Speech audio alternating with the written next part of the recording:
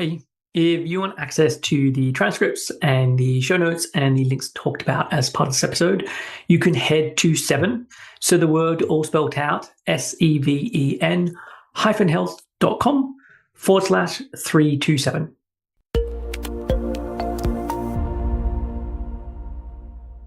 Hey everyone, welcome back to another episode of Real Health Radio. I'm your host, Chris Sandel. I'm a nutritionist and a coach and an eating disorder expert, and I help people to fully recover. So before we get started with this episode, I just want to mention that I'm currently taking on new clients. If you are living with an eating disorder and you would like to reach a place of full recovery, then please get in contact. I know full recovery can sound like this thing that is so far off and so difficult and so impossible. And this is actually one of the things I'm going to talk about as part of this episode. But I truly believe that everyone can reach a place of full recovery. So if you are wanting help in doing this, then send an email to info@7-health.com and just put coaching in the subject line, and then I can get the details over to you. So on with today's episode. So this one, I don't know how long I'm going to talk here. This feels maybe like it's going to be more of a little bit of a rant or a PSA, but the topic for this one is that full recovery is possible for everyone. And the impetus for this, this has happened on a number of occasions, but I've had a recent case where this has happened. And I'm working with someone at the moment, and they're working with me. They've also been working with the NHS in terms of helping them to recover. And unfortunately, the information they've been given by the other team that they're working with is that this is the best that it's going to get. And this person is in no way fully recovered. Things are somewhat better than when they were at their worst, but they are still in a state where they are very much at the mercy of the eating disorder. There is huge amounts of thoughts that are impacting them on a daily basis. There is huge amounts of anxiety connected to eating. There is just so much that their life is being impacted upon by living with the eating disorder. And the reason that they've been told that this is as good as it's going to get with them is because they have an autism diagnosis. They're on the autism spectrum. And the reality is that so many of the people that I work with are on the autism spectrum, whether they discover that through working with me, they discover this later in life, they've known it for a really long time, but there is a huge amount of overlap with autism and eating disorders, and really just neurodivergence and eating disorders. But what they've been told by this team is because of this diagnosis or because of the traits that you have connected to this, that you're never going to be able to recover. And basically, you should just start to get used to this is how things are going to be. And the thing with this is that this client is someone who has recovered in the past. So they had an eating disorder, they lived with it for a long time, they then recovered, and they had a period of 6-7 years where they were free from the eating disorder. And maybe there could have been some things that still needed to be worked on to really cement it. But for all intents and purposes, they weren't at the mercy of an eating disorder on a daily basis. And nowhere was it impacting their life in the way that it is now. So for them to then be told, well, this is as good as it's going to get, this really flies in the face of what this person has experienced at another point in their life. And the difficulty is that when you're in the eating disorder, you are just so much more susceptible to stories and ideas and comments of other people, especially other people in positions of power or other people who have some level of authority. And so even though in her better moments, in her clearer moments, when there's more awareness, there can be this remembering of, hang on, I've done this before. I have got to a better place with this. I didn't stay stuck. I was able to recover. Unfortunately, that's not always there. And there can be times where when I'm hearing that this is as good as it's going to get, that then has an impact on their beliefs, their perceptions, their choosing of certain actions. And yeah, it has a really big impact. I remember another client, this is from a couple of years ago, And she was told, and let's keep in mind, this person was in her early 20s. And she was told in her early 20s that, look, this is just too complex. It's been going on for too long. Even though at that stage, it's when we say too long, yes, it's been long years for them. And anyone living with an eating disorder, if it's been going on 5 years or 7 years, that's a really long amount of time. But in the whole scheme of things, there are many people who have lived with eating disorders for much longer than 5 years or 7 years and have made a full recovery. But this person was told that this has been going on for so long that you just need to get used to. This is it. This is how your life is going to be. And maybe you can make a little more progress in terms of these certain foods or being able to eat in this environment or whatever. But really, you need to just get used to this is how it's going to be.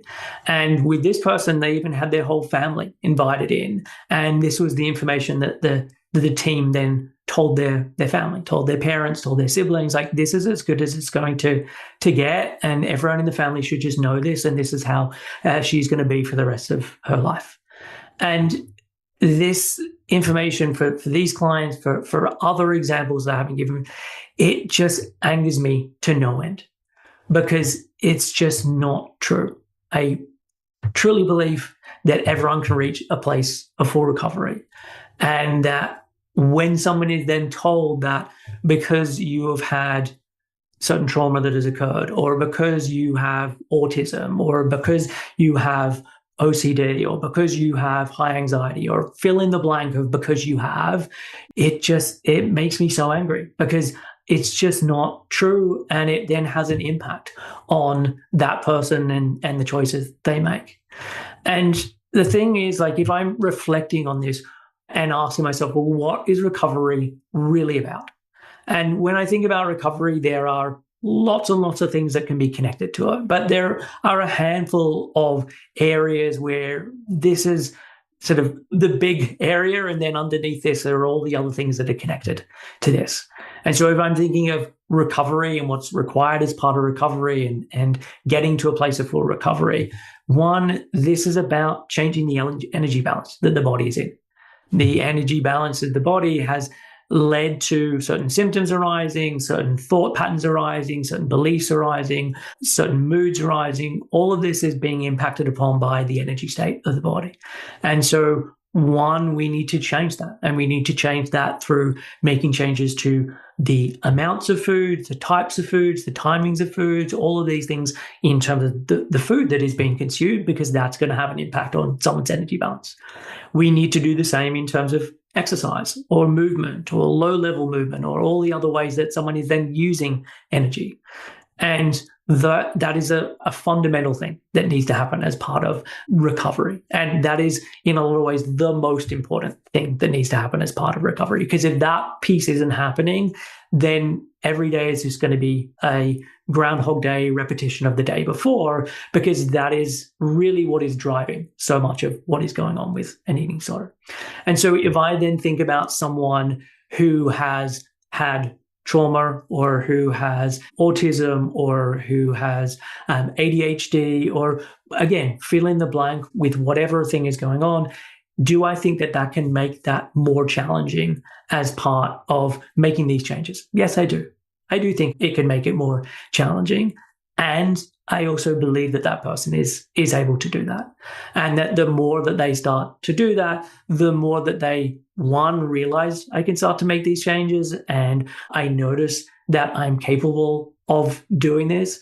And two, it then starts to have an impact on the physiology of the body, and things start to upregulate, things start to repair, and we start to move the body out of the state that it's in. And so there's nothing about that part of recovery that someone is unable to do. As I said, we may need to come up with more creative ways of dealing with this. We might need to do things a little differently because I have these things around the sensations piece, or I have high sensitivity and this is impacting me in my ability to sit with other people while having a meal, or to be in a very brightly lit room when I'm having a meal. And so, okay, there are some things that we need to work on and look at as part of that. But there is always a solution. There is always a way that we can find that is in service of recovery and not just in service of the eating disorder. Another component of recovery is learning coping skills, is learning how to tolerate uncomfortable emotions, to tolerate certain thoughts or feelings, to be able to tolerate certain memories or beliefs, or all of these different cognitions that arise within the body. And again, there can be certain situations that makes that more challenging for someone to be able to do. And I do believe that everyone is able to learn how to be able to do that. And this is a really important skill as part of the recovery process. And so having these tools or ways of being able to handle things allow someone to then be able to take those actions in recovery, because they're able to help to minimize or soothe or whatever it is as part of the making the changes. But it's these life skills that are then important for the rest of life as well.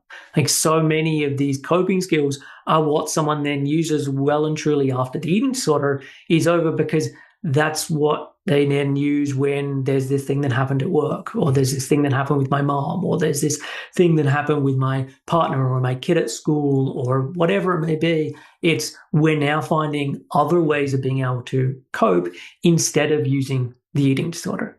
And again, I truly believe that everyone can learn to get to that place.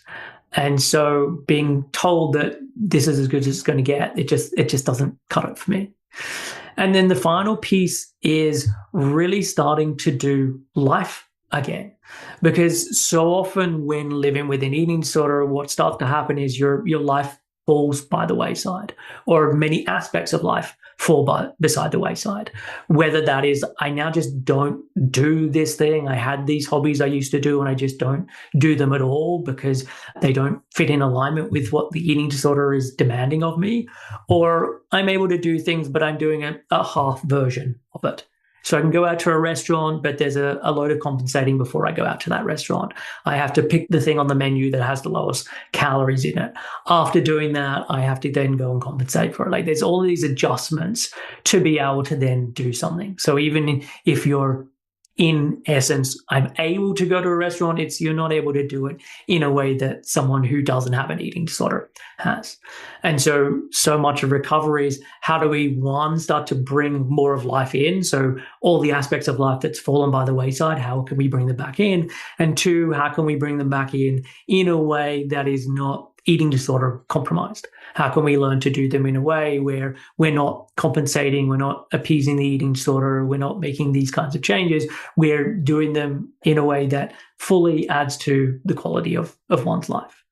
And so that is, if I'm thinking about a lot of the aspects of recovery, those are what are included as part of this. And as I've said a number of times, yes, there are certain things that can make that more challenging, but I just don't believe that there's anything that fully prevents those things from being able to occur. And it may be that alongside someone's recovery, or with someone's recovery, they have more of a team to help them navigate some of these things. So maybe there does need to be some trauma therapy that is going on to be able to support the person in dealing with trauma and able to help the nervous system and support that aspect in a way that someone else who hasn't been through that's just not so important to them. They may need to discover that there are certain aspects of their life that was being chalked up to the eating disorder that actually aren't the eating disorder. That's a personality trait, or that's a part of who you are. So for example, anxiety. For many people who develop an eating disorder, anxiety really predates the eating disorder. And anxiety is going to be there long after the eating disorder is over and someone's fully recovered. And their baseline anxiety levels are just higher than the average person. And so being able to understand, okay, that is part and parcel of me, and I need to learn ways of being able to cope with this that aren't the eating disorder. And the same with, I started this talking about autism. There can be pieces of the autism picture that when you recover are still going to be there, because that's part of the traits of who you are and how your body is wired. And so understanding that that is still full recovery, even though anxiety is there, that is still full recovery. Even though there are certain traits there, that is full recovery. But I think all too often what happens is that because those traits are there, it means that we don't even move forward with other things that are really important in recovery that actually could be moved forward with. Like the idea that, oh, if someone's having that high in anxiety, we couldn't possibly ask them to eat this food, or we couldn't possibly ask them to have a break from exercise. And that's just not true. We can do these things, and people can then learn how to cope with this. And I say this with all the compassion in the world. Like, I understand that so much of this is really, really hard and could possibly be the hardest thing that you will ever do. And that doesn't make it an impossibility. It doesn't mean that you just can't get there. And as I keep coming back to, it just really angers me when people are told this information. And the reason for this is when someone is told this, really the eating disorder just uses it against them. And what may happen is that someone's able to maintain a point of functioning with an eating disorder. Like, that's in some ways like best case scenario. But typically what happens is that as time goes on, things just regress. And the reason this happens is just because of the way that the eating disorder is. The time that you then skip that snack or you miss that meal the next day, well, that just has to be the new norm. And so it's very easy for things to start to ratchet up in terms of movement and certain behaviors, or it's very easy for eating to start to be diminished, and this become then the new norm. And when someone felt like, oh, I've been holding steady, when they really reflect back on what I'm able to do now versus where I was a year ago or 2 years ago or 5 years ago, actually I've lost my ability to be able to do those things. And then added on top of that is just the body's inability to keep going and going and going indefinitely when it's not getting what it needs.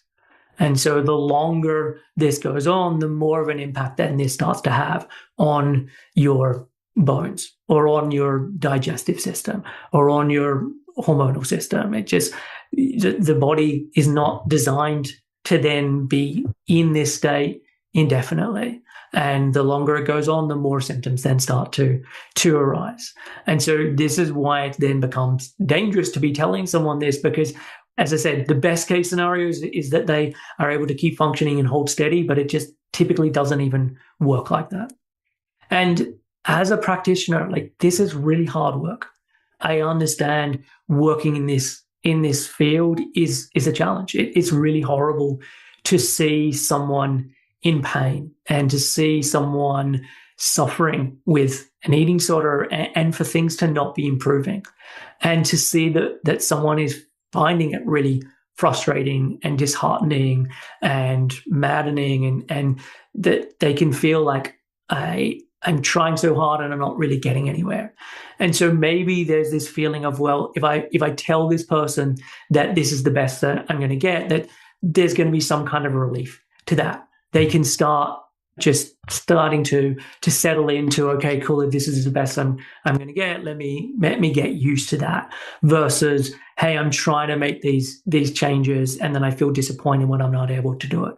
So maybe this is coming from a good place that's the intention anyway, that this makes it easier for this person if I tell them this, because it means that they're not constantly having their hopes dashed in this a failure to actually then make the changes that they're trying to make. And maybe it's to help the practitioner. Like, it can help them not feel like so much of a failure.